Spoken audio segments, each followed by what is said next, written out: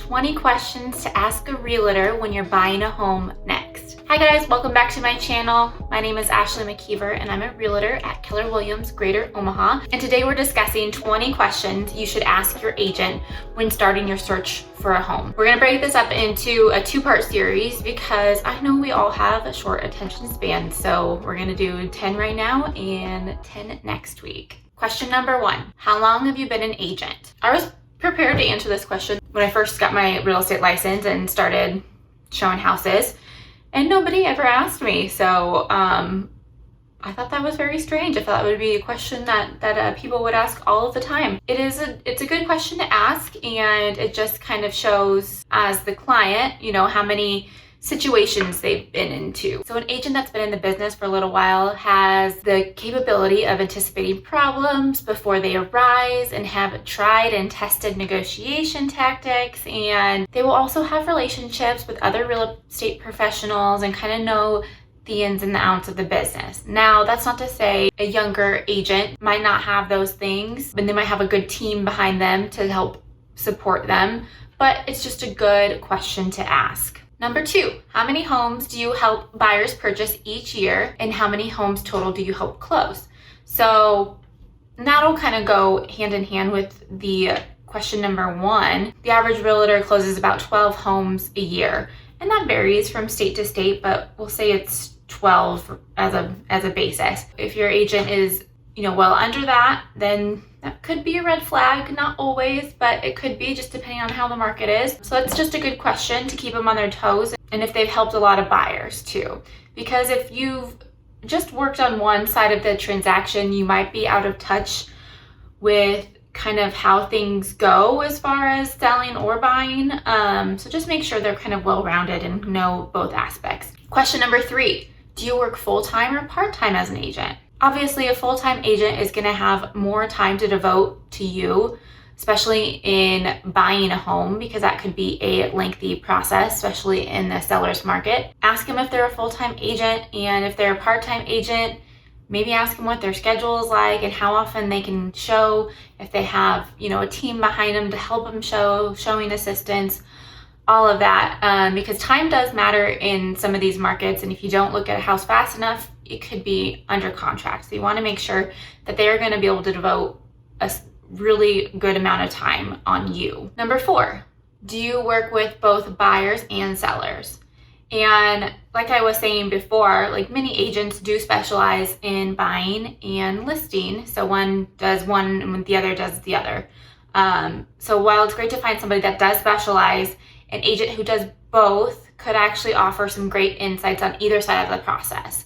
So it might be a good thing to have a well-rounded agent, maybe that aren't doing all of the things that most agents do, but having one that does those two things is very important. Number 5, how many buyer clients do you have right now? This is a line to toe very carefully. So too many clients may mean that your agent doesn't have enough time for you, and too few might be a red flag as well. So if there's like a happy medium number in there, or again, if they have a team to back them up, if they have showing assistants, if they have people that can show for them when they're not available, those are always great questions to ask. If you're not available, who will be able to show me? Number 6, have you helped buyers find homes in these areas? Your real estate agent should be knowledgeable about the area you're looking in. Communities differ in terms of what type of homes the buyers want, what types of homes sell, and so on. So make sure your agent knows the area pretty well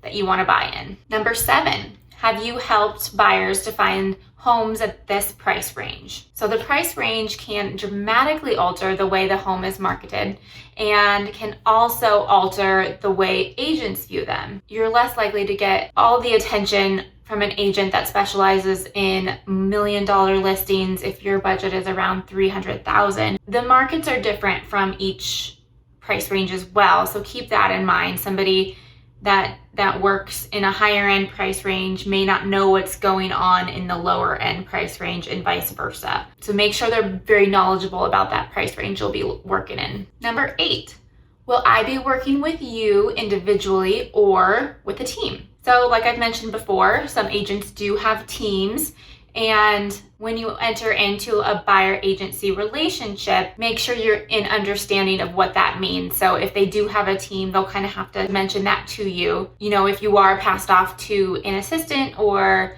like we have admin that kind of run some things after the transaction's made to get you ready for closing, or, you know, before when you're looking at houses, you could have a showing assistant half the time. So make sure that's clear to you from the beginning.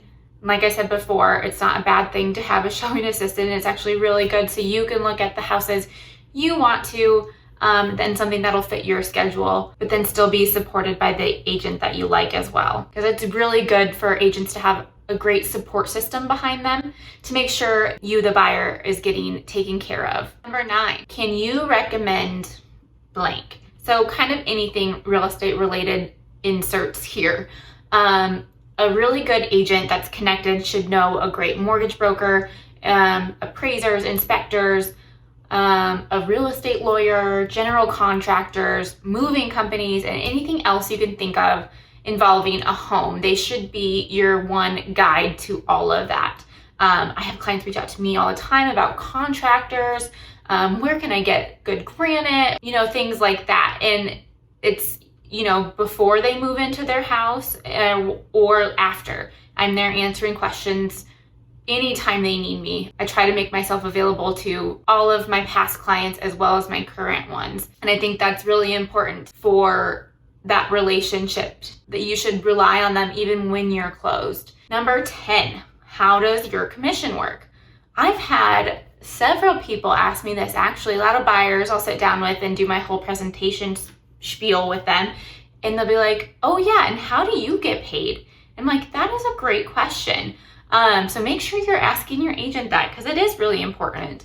So typically buyers do not pay the agent's commission, and it's different everywhere, but typically the sellers pay for those fees for both the listing agent and the buyer's agent. But it's important to note that the agent usually doesn't get paid until that transaction has closed. The seller pays both of those agents, so you don't have to worry about that typically as a buyer. So just ask your agent about that too. That's all I got for you guys today. Make sure to click on the link below for the list of questions. If you want to take them to your realtor and ask them those questions, you can have that there. Stay tuned next week for part 2 of 20 questions to ask an agent before you buy.